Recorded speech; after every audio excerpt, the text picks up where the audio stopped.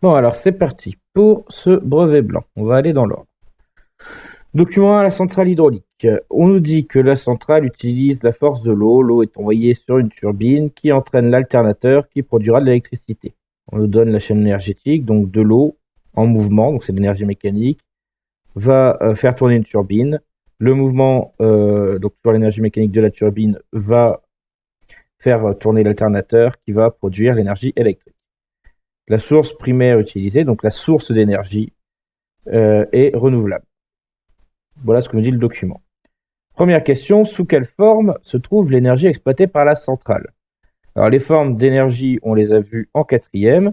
Ici, on utilise le mouvement de l'eau, donc la forme de l'énergie, c'est l'énergie mécanique. Ensuite, comment s'appelle le composant qui transforme l'énergie en énergie électrique? C'est simple, hein, on regarde ici, au début on a de l'énergie mécanique, toujours de l'énergie mécanique, et à la fin, on a de l'énergie électrique, c'est donc l'alternateur. Ensuite, on nous demande de faire une chaîne énergétique de l'éolienne, donc pas la centrale hydraulique cette fois-ci, l'éolienne. En remplaçant donc, on nous dit qu'à la place d'une turbine, l'éolienne utilisera les pales de l'éolienne. Alors c'est parti, on enchaîne. Donc on a exactement la même chose, sauf que l'éolienne, au lieu d'utiliser de l'eau, va utiliser du vent, le mouvement de l'air. C'est toujours un mouvement, donc c'est toujours de l'énergie mécanique, sauf que là c'est un mouvement d'air. Au lieu d'utiliser une turbine, on dit qu'elle utilise ses pales. Bon, voilà. Les pales tournent, donc elles sont toujours en mouvement sur l'énergie mécanique, et après un alternateur, puis de l'énergie électrique. Donc voilà. Hop. Fini. Il y avait deux mots à remplacer par rapport à la chaîne énergétique qui était donnée avant. Ensuite, on enchaîne. L'effet Joule. Alors, bien que tous les matériaux métalliques soient conducteurs, c'est-à-dire qu'ils laissent passer le courant, ils présentent tous une certaine résistance au courant. On l'a vu en quatrième également. Tous les matériaux résistent au passage du courant, ce qui fait qu'on perd un peu d'énergie. Donc, ça se mesure, c'est une grandeur mesurable, ça s'appelle la résistance électrique. Encore une fois, programme de quatrième. Certains composants ont une valeur de résistance bien définie, c'est ce qu'on appelle par abus de langage des résistances. Vous vous souvenez, c'est les petits composants qui apparaissent là maintenant à l'écran, qu'on a utilisé l'an dernier quand on a étudié la loi d'Ohm. Alors, la traversée du courant dans un conducteur provoque un échauffement du matériau qui le constitue. Cet échauffement s'appelle l'effet Joule. Donc, question 4, sous quelle forme se trouve l'énergie libérée par effet Joule? Ben, c'est simple, on dit dans le dernier paragraphe que ça provoque un échauffement. Échauffement, libération de chaleur, c'est donc l'énergie thermique. Tout simplement. Ensuite, on parle d'une éolienne 1000 watts.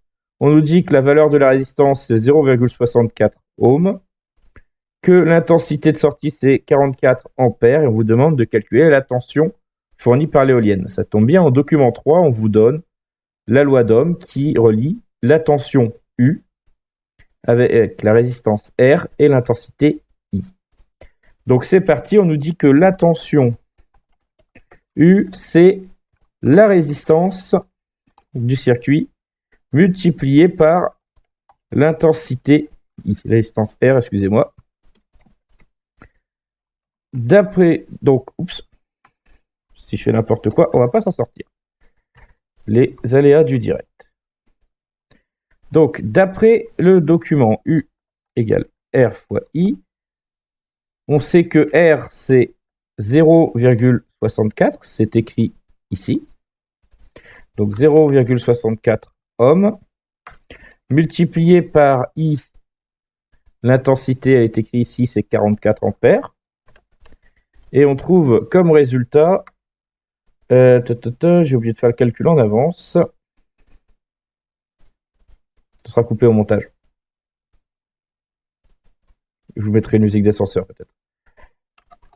28,16 volts. La tension est donc de 28,16 volts. Vous pouvez mettre un V si vous n'avez pas envie d'écrire volt en entier. V majuscule, attention.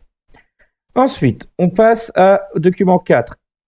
Document 4. Une centrale thermique à flamme produit de l'électricité à partir de vapeur d'eau, que l'on produit grâce à la chaleur dégagée par la combustion de gaz, de charbon ou de fioul, qui met en avant une turbine encore, qui relie un alternateur encore. On ne change pas une équipe qui gagne.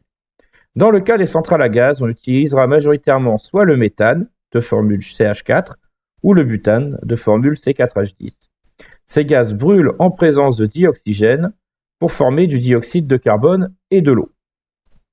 Qu'est-ce qu'une combustion? Alors, combustion, c'est lorsque l'on brûle un composé avec une flamme. C'est une transformation chimique pendant laquelle on brûle quelque chose avec une flamme. Généralement ici, c'est un gaz. Question 7, donnez la formule chimique du butane. Ça tombe bien, elle était cachée ici. La formule chimique du butane, c'est 4H10. La formule du butane est c'est 4H10. Bon. Quelle est la composition chimique du butane? Alors, c'est parti. C4. C, on rappelle, c'est l'atome de carbone. 4, c'est-à-dire qu'il y a 4 carbones. Donc, il y a 4 atomes de carbone et H10. H, c'est l'hydrogène. 10, il y a donc 10 hydrogènes. Donc, il y a 4 atomes de carbone et 10 atomes d'hydrogène. Attention à bien mettre le mot atome, sans quoi vous perdez un point à cette question. C'est dommage. Ensuite, question 9. À l'aide des documents précédents, donnez le nom des molécules O2, CO2 et H2O. Document 5, je vous donne la combustion non équilibrée du butane. L'équation, de la combustion non équilibrée du butane.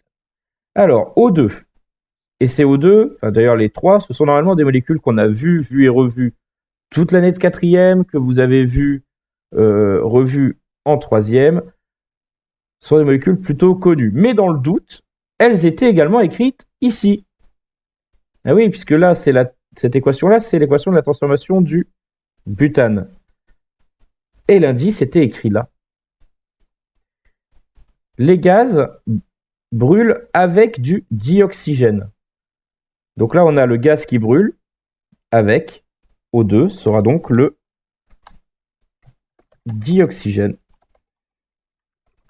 Hop, attention à bien mettre le 2 en exposant. Ensuite, CO2, si vous l'avez oublié, voilà. CO2, c'est le dioxyde de carbone, et c'est d'ailleurs marqué ici. Quand on brûle les gaz, on va former du dioxyde de carbone. Hop. Dioxyde de carbone. On acceptait aussi les noms gaz carbonique, puisque c'est son joli petit nom non scientifique, disons plus commun. Ensuite, j'ai encore fait la même bêtise. On a H2O. Alors, avec ma collègue, on a accepté, pour les élèves qui l'ont marqué, monoxyde de dihydrogène. C'est certes un très joli nom bien scientifique comme il faut, mais sinon son nom courant, il est également noté là, c'est l'eau.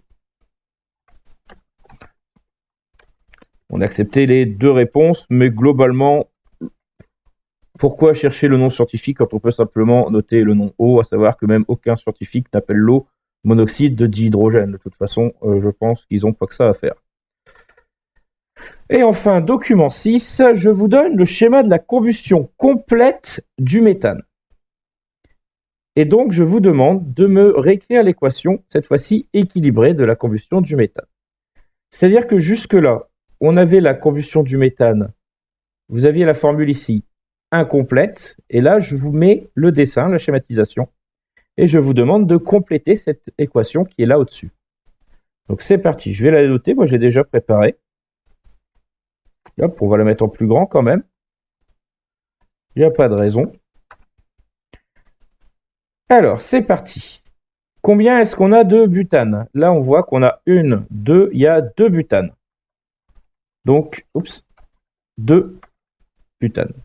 Combien on a de O2? 1, 2, 3, 4, 5, 6, 7, 8, 9, 10, 11, 12, 13 O2. Donc on rajoute, dans les ingrédients, on a 13 fois O2. Ça forme 1, 2, 3, 4, 5, 6, 7, 8 dioxyde de carbone. Et 1, 2, 3, 4, 5, 6, 7, 8, 9, 10 molécules d'eau. 10 H2O. Voilà. Le DS est terminé.